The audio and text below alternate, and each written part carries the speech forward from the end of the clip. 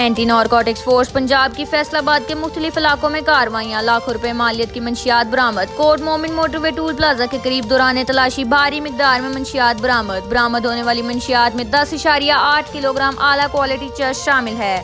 एक मुलजिम बनाम शाहिद खान वल्द मुख्तार अहमद जो कि सरगोदा का रिहायशी है को हिरासत में लेकर मजीद तफ्तीश जारी है, जबकि दूसरी कार्रवाई भी फैसलाबाद के इलाके पुरानी चुंगी सतियाना रोड नज़ शेल पंप के करीब हुई।